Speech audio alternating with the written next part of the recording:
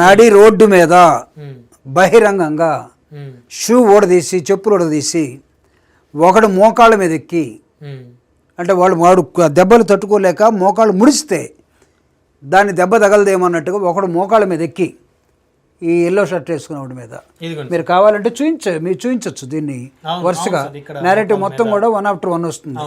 అంటే కొట్టే విధాన్ని this is called third degree అంటాం మనం. ఈ థర్డ్ డిగ్రీ నిషేధించబడింది. ఈ నిషేధించబడిన థర్డ్ డిగ్రీని నువ్వు పబ్లిక్గా బహిరంగ ప్రదేశాల్లో రోడ్డు మీద తీసుకొచ్చి రోడ్డు మీదే కొంతమంది ప్రేక్షకులు చూస్తూ ఉండగా మీ పోలీస్ డిపార్ట్మెంట్ వాళ్ళే వీడియో తీసి ఇది మొన్న జరిగిన ఘటన కాదు, ఇది 1 month క్రితమే జరిగిందట. నిన్నగాక మొన్న నేను మా కుర్రోళ్ళని అక్కడ పంపిస్తే వాళ్ళు జైల్లో ఉన్నారు.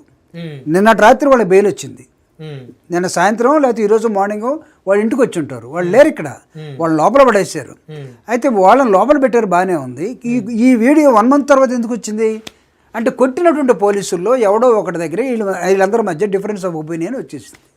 ఎందుకు వచ్చి ఉంటుంది? వీళ్ళల్లో ఒకటి ఎస్టీ ఉండొచ్చు, వాడు అనివార్యంగా కొట్టి ఉండొచ్చు, వాడు తర్వాత రిపెంట్ అయి ఉండొచ్చు, బాధపడి ఉండొచ్చు, లేకపోతే వాళ్ళ ముగ్గురులో ఎక్కడో చోట ఇబ్బంది కలిగి ఉండొచ్చు. కాబట్టి ఇది బయటకు వచ్చేంత వరకు నీకు తెలీదు, నాకు తెలీదు, సభ్య సమాజానికి చూస్తున్న వాళ్ళు ఎవరో ఒకరు వీడియో తీసే అవకాశం లేదు. ఎందుకంటే వాళ్ళని ఎవరిని వీడియో తీయద్దని కంట్రోల్ చేశారు వాళ్ళు. ఎస్, ఎవడు తీలా. పబ్లిక్ తీసుంటే అది 2 రోజులు బయటకు వచ్చేది.